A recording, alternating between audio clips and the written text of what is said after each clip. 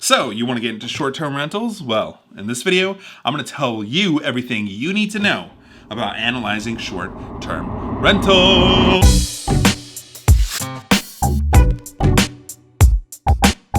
Welcome back, everybody. My name is Alex Beltran. I talk about real estate tricks, tips, and topics, and I need to put my own personal disclosures up front.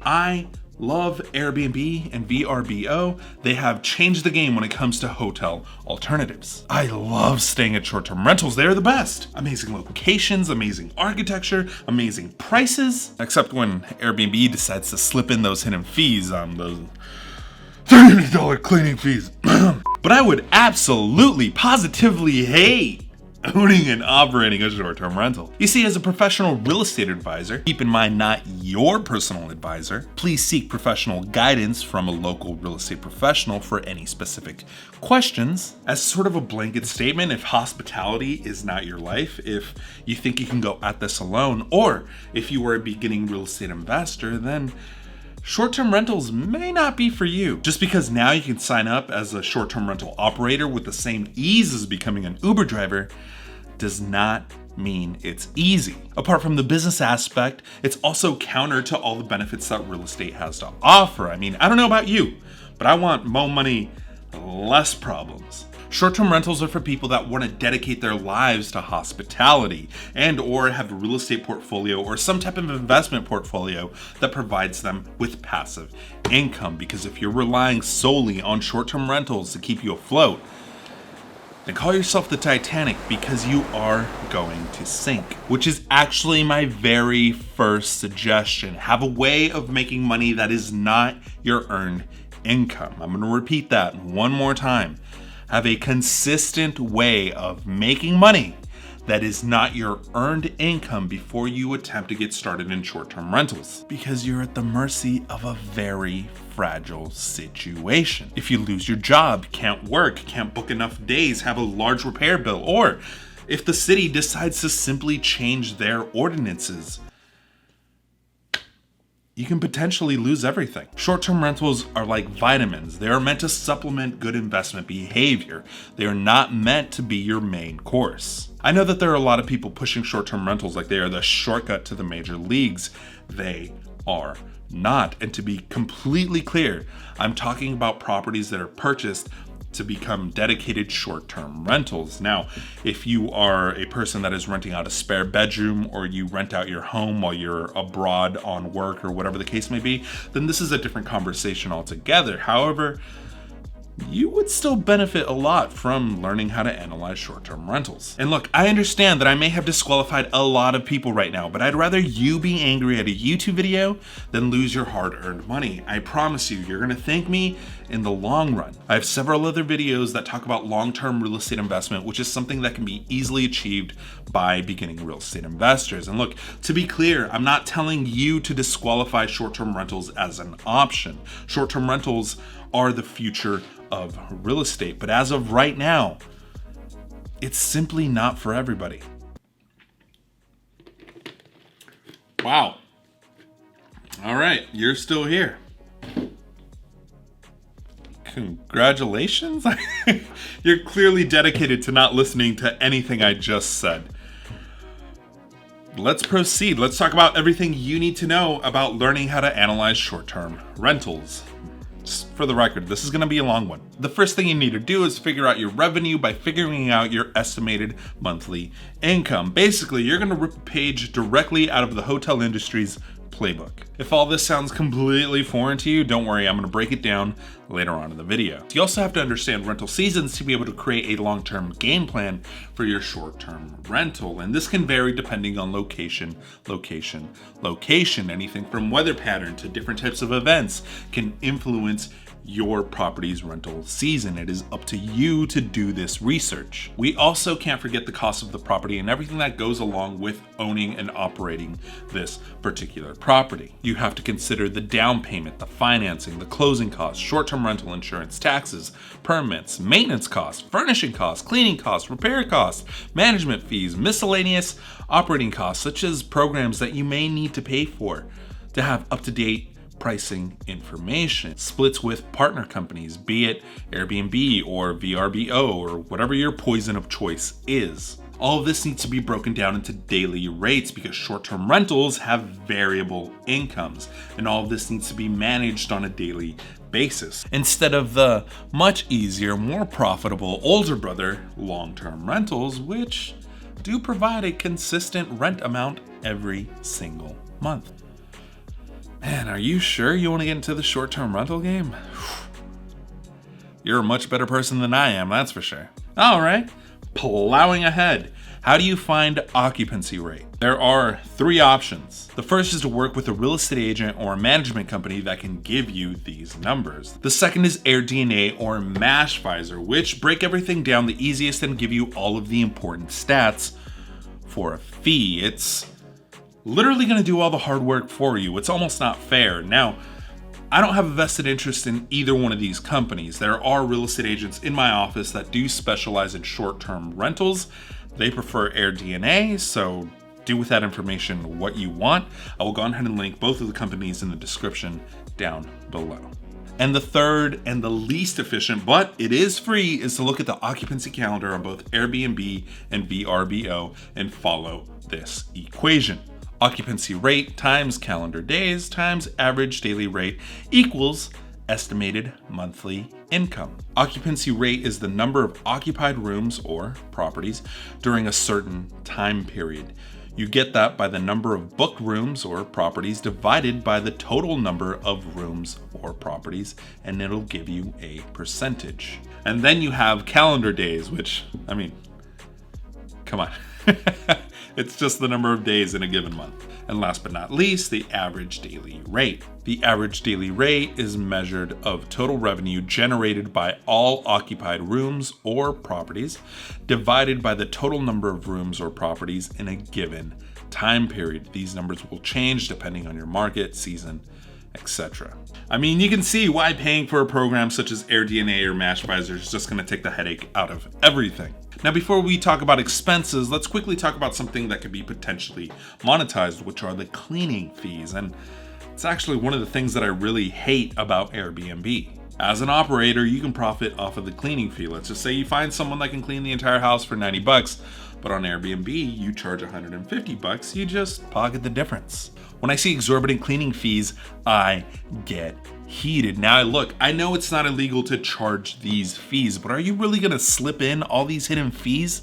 What are you, like Wells Fargo or something? If I'm gonna pay that much in cleaning fees, I should be allowed to leave a little bit of a mess in that particular property and not have any negative repercussions to my tenant score or whatever they call it. Okay, rant over. Now let's talk about stuff that's gonna cost you a lot of money. Let's start off with what is possibly the most expensive part about short-term rentals, which is the actual home, which varies very wildly because with Airbnb and VRBO, you can technically rent out like a trailer, a tiny home, a tent, room, all the way up to luxury mansions. So the price, the closing costs, the building costs, whatever all that is, varies wildly from property to property. Make sure you document everything. Everything. Not just to analyze your profits, but for your hardworking tax person as well, so that they can make it easier for the government to tax you. In terms of financing, pretty much the only types of financing that you can't use are owner-occupied properties. So FHA and VA loans are out. I mean, unless you plan on living on the property, you're most likely going to have to go with a conventional loan. Now, a mortgage professional is going to be able to break this down a lot better and give you more options, but just kind of rule of thumb, get ready to drop down 20% of the price of the home plus closing costs. The next thing is taxes. Depending on where you are at is going to determine how much you are going to pay in taxes, and you're going to calculate these taxes like you would on a normal long-term rental. However, you have to check with the city or the county to see if there are any additional taxes that you have to pay as a short-term rental. Basically, if you're in a city, there's a high probability that you're going to have to pay more in some type of short-term rental tax. I mean, do you really want to do short-term rentals? More work, more taxes? Insurance is something that you do not want to cut corners on. If you're paying for owner-occupied insurance and something happens, the insurance company has the right to not cover anything at all because you didn't get the right insurance. Don't try to save a few bucks by getting the wrong insurance only to have the insurance company not pay for anything at all when you need it the most. And something will always happen because of course it will. Now let's get to the fun expenses. Furnishing the home. Yeah! I think this is what everyone romanticizes the most when it comes to short-term rentals, the interior design. Oh, it's gonna look so cute, I can't wait. I've been looking at so many examples on Pinterest and IKEA catalogs. And there's no doubt that making the property visually stimulating is great, but there has to be a balance between durability and practicality. Sure, Vogue designer chairs look amazing, but if no one can sit on them, the last thing you want is a Tim Dillon Airbnb situation. Now, the expense of furnishing the home will depend on the size of the home. Towels, shampoo, lotion, cooking oil, salt, beds, couches, TVs. There's a list from Guestly that I will link below that has a pretty basic checklist. Go ahead and check it out, then go out and price these items. You can go to IKEA. What I recommend is getting very durable items. Like the old saying goes, buy it nice, or buy it twice. You have to remember that short-term rentals have more wear and tear than long-term rentals. Whatever number you came up with, go on ahead and double it. Now, I mean, you're not gonna spend all of that money, but you're gonna get damn close, almost 30 to 40% for sure. And keep in mind that a lot of the items like soap and toilet paper are something that you're gonna have to buy over and over and over and over. And you better get good quality items too, because people are gonna rate your property with less stars. And then you have the management team, which long-term, short-term rentals, it's always best to have a management team. They do all the major work and a lot of the numbers for you. It is so great. They deal with the check-in process, the several call-upon arrivals, the questions, the comments, the concerns, and so on. And of course, they're expensive, and for short-term rentals, you guessed it, they charge more. All because everything that they need to do almost has to be done on a daily basis. On long-term rentals, you're paying a management company anywhere between 8 to 12%, give or take, depending on location. Well, for short-term rentals, you get to pay almost at minimum 20% of your revenue. I love paying for my own oppression, said every short-term rental owner. I mean, come on, higher taxes, more fees, more work. I mean, leave the hard stuff to Hilton and Marriott. Alex, this video, it's for the people. It's for the people. It's not for you, it's for the people. The next thing is to calculate repairs and maintenance costs. Now, I made a video a little while back when I was in Cancun and I stayed at an Airbnb. I'll go ahead and link that above wherever it goes. I personally don't abuse Airbnb properties. I basically use it as a place to fall asleep, take a shower, and store my belongings. And I firmly believe that 95% of people are just like me in that regard. However, you do have that remaining 5% that is on vacation, baby. And them's the peeps that you have to base the majority of your repair and maintenance costs off of. Not to mention the fact that simply cycling so many people through the property is gonna bring about significantly more wear and tear than a long-term rental, which can be anything from a clogged toilet to a blown fuse box because the guests were trying to charge their Tesla by hot wiring the fuse box. Which brings me to utilities. This is where having a good management team really works in your favor. They're gonna give you a very realistic range of how much utilities are gonna cost. Always assume it's the highest number because you have to keep in mind that your customer is on vacation, baby. If they wanna watch a horror movie with the surround sound on at full blast with all the lights on, all the showers going, the AC on at full blast while sitting in a jacuzzi running 6 or 7 different blenders to mix up their pina coladas and their margaritas, there's nothing you can do to stop them. With short-term rentals, you can't pass the utility costs onto the guests. But guess where you can? Long-term rentals. You bring all these numbers together and you see how much money is going out, how much money is coming in. And you know what? In retrospect, I probably should have made a spreadsheet to help you with all of these numbers. If you're watching this video on a later date, because essentially this video is timeless, it should be linked in the description down below. If it's not linked down below just yet, it's because I have long-term rentals and it allows me to travel and live life to the fullest, and haven't had time to sit down and write a spreadsheet. All right, so final thoughts, all right?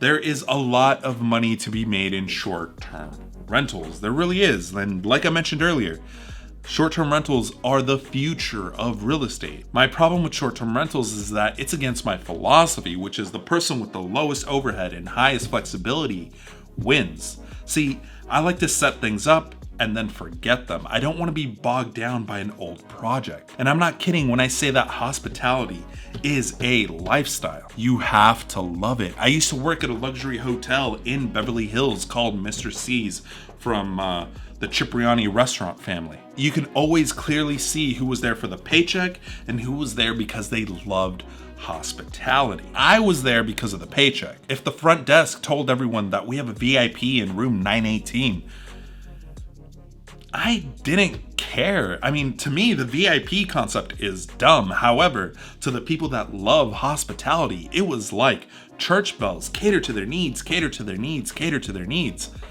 And that's fine, but it wasn't for me. And you have to realize that right now, short-term rentals are on a rise, especially for very unique properties. But it's that same uniqueness of a property that could be your downfall. In the event that you can't reach your booking goals, can that property be sold quickly or switched over to a long-term rental? I mean, those are some of the things that you have to look into. Exit strategies are something that I always talk about with my clients, because what happens if you fail miserably? I don't want you to, but what happens if you do? This isn't to be all doom and gloom. This is the reality of the situation. Planning an exit strategy is what separates the haves from the have-nots. Keep in mind that Richard Branson, billionaire entrepreneur, negotiated an exit strategy in the event that his Virgin Airlines company went belly up. While he was buying an airplane from Boeing, he negotiated in the contract that if his company did not succeed, he would be able to return the airplane and get his money back. So plan out your exit strategy in the event that your property isn't able to consistently meet its booking goals. Can this property be easily turned into a long-term rental, or can you easily rent it? Or if you have that investment portfolio that pays you passive income, how long can you hold on to this property before it starts to turn into a problem? These are questions that you should be asking yourself to protect yourself from the downside. You have to be very serious and on the ball when it comes to the short-term rental game. You absolutely, positively can succeed, but you have to be very efficient with your money, with your time, and your team. I have made several videos on how to succeed in Airbnb. I'll go ahead and link them down below. Anyway, question of the day. How about this? You ask me a question, and I will make sure to answer it in the next video. So go on ahead and ask your questions in the comment section down below. Other than that, this is the end of our show. Hey!